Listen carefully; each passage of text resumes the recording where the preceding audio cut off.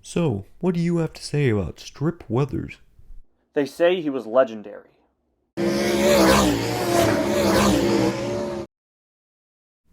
He was the embodiment of victory.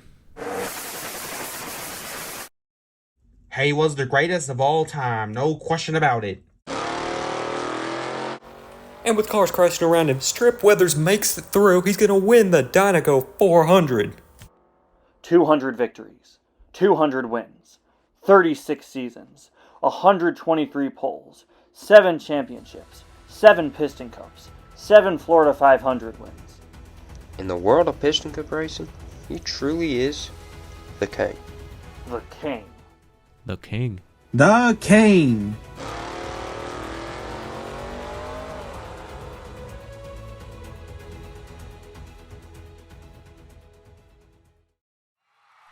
So, how do you think won the Piston Cup this year? Will Cruz America have no fourth Piston Cup this year? How was Lightning McQueen doing as a crew chief? Kevin, how did your family legacy affect you while you were on the track? Junior, I love you. Bubba, can you give us any info on your sponsor's new name? Fair enough. Easy, everyone, one at a time now. Easy, I said easy. Now, let's behave like civil folk and let old Strip speak. Questions will be taken soon. So, King, how about you start off easy? Tell them about your first race.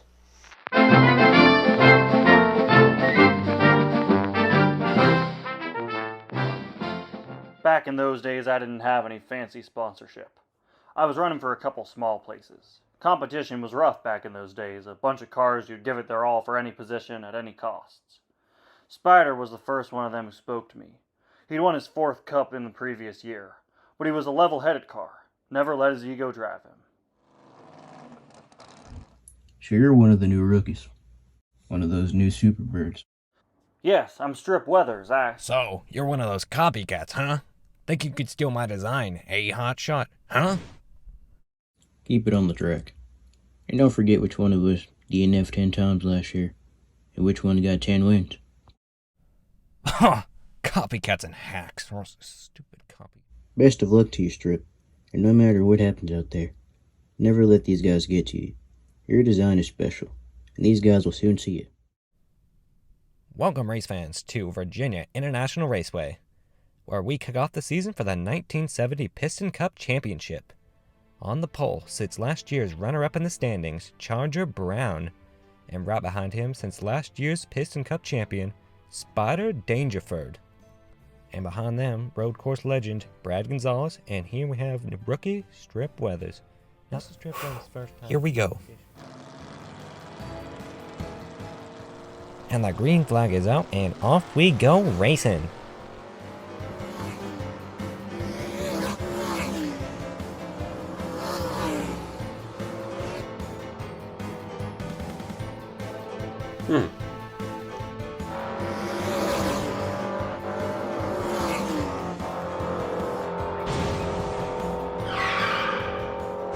Ooh. Hey, I'm driving here!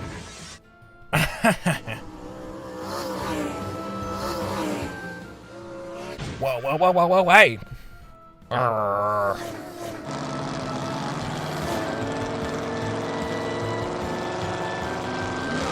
Where did you came from? About P15. By the way, there's a wall there. Wait, what? Oh! Ugh.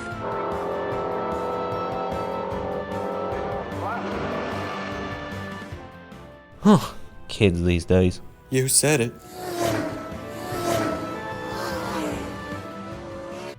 Now we've got one lap to go. The white flag is out, and Craig Shiftart's got a comfortable lead. The real battle is for 5th place between rookie Strip Weathers and Charger Brown. No you don't.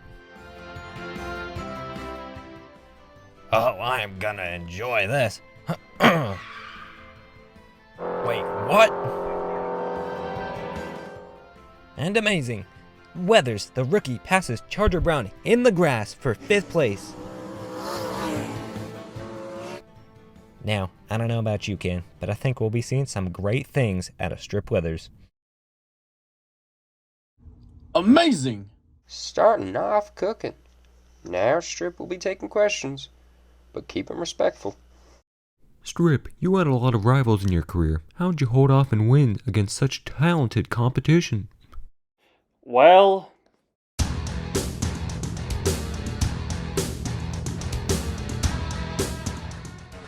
'89 was about the toughest championship battle I can remember. It was a 5-way battle for the points lead headed into Copper Canyon. Darrell Cartrip, Dale Earnhardt, Bill Racelot, and Clint Shiftright were all just above me. But a win there would put me in a good spot for the final 14 races. I was fighting for my 5th Piston Cup that year, and at that time, no one had won that many.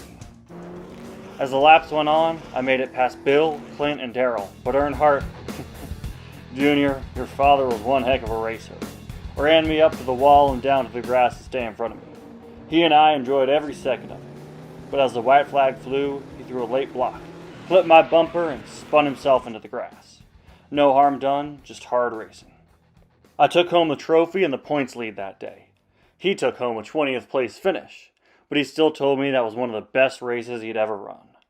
I won my 5th Piston Cup that year, and I was the biggest thing at the time. But just being there on the track racing with these guys every week was the most amazing thing to me. I hate to take the words from you, but I'm sure you agree with me, Bill. I would have been out there for 30 years if I didn't. I'm sure my son feels the same way, right? Yeah, whatever, Dad. Racing really brought yours and other families closer together through rivalries and coaching, even throughout multiple generations. Strip, can you tell us how you translate your passion for racing into your nephew, Cal?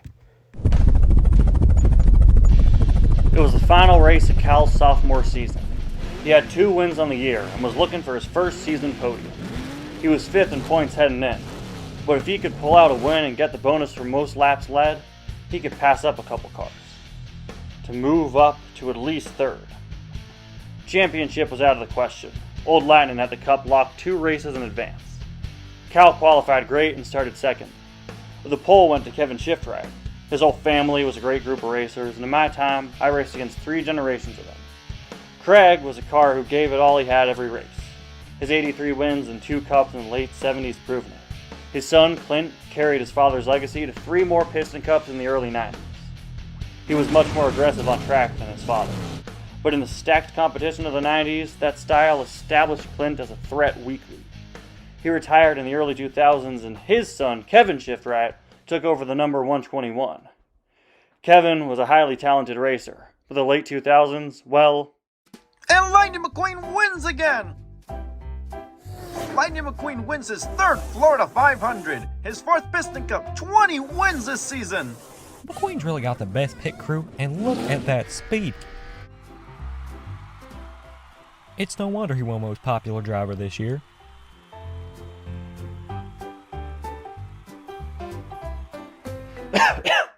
Please, King, continue your story.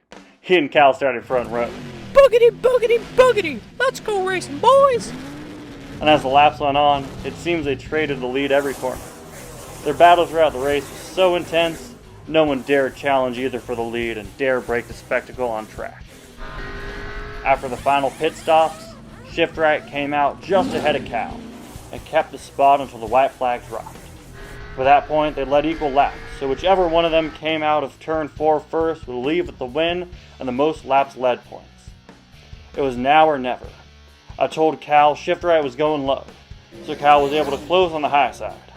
Final turn and Shiftright blocked high, so Cal dived to the inside. They're even out of turn 4. A photo finish at the line! And we're getting word now, the gap between these two, 3 1,000ths of a second. And your winner of the Dinoco 400, Cal Weathers! I mean, have you ever? No, I never. To this day, it is a miracle to me that those tires stuck to the track staying even on the bottom. Out of all Cal's wins, that one will always be my favorite. And the points from those laps led and the win shot Cal up to 2nd place in the final season ranking. The first of many times. No, you're the first of, Oh, it never gets old. Speaking of familiar racers, Strip, you and Dale Earnhardt were amazing spectacles out there on the track in your time. Strip, how did his passing affect you?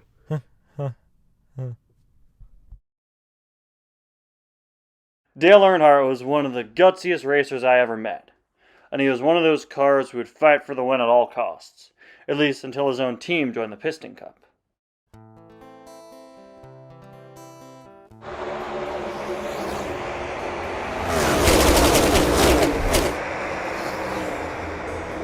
That whole race, Dale had worked to get his guys up to the front, and his goal was never to win that day, but to make sure one of his drivers could. As they came into turn 4, he gave Junior and Mikey the greatest push he could give, but the pack was closing. Then came the block. They got together and Dale spun into the wall. As we passed him, the crash looked bad, but not as worse as some of his previous wrecks. Darrell was the happiest I'd ever seen him when Mikey crossed that finish line. But later that day came the news. Dale passed immediately upon hitting the wall at 160 miles an hour. But in his last moments, he was doing what he loved most. Pushed his team to the win. The last car he ever saw was his son coming to the finish line. His team ended with a 1-2 finish in the Florida 500. But he did not go in vain. His huge safety improvements were brought to the Piston Cup soon after. There have been no fatal accidents in the Piston Cup since. Chick sure put those improvements to the test. Dale's legacy will forever remain in our hearts, and in his life and after, he helped make the Piston Cup the amazing sport it is today, and his guidance has shaped many champions, and he sharpened me to be the greatest racer I could be. Beautiful. Truly beautiful. Thank you, Strip. Well, I think we got time for one more quick question. What was it like racing against the amazing Chick Hicks and watching him win the Piston Cup? What was it like witnessing such greatness in action?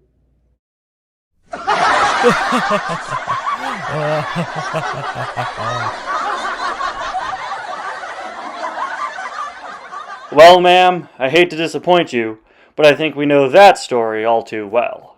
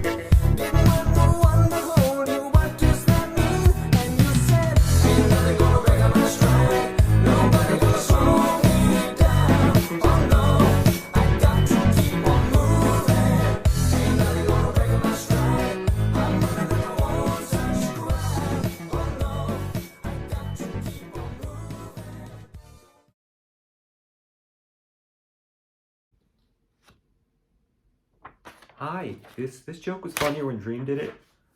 With that, thank you for watching The King's Crown. I hope you enjoyed this Cars fan film. I really enjoyed making it, and I love how it turned out. Thank you to all the Cars tubers and my friends who hopped in for this.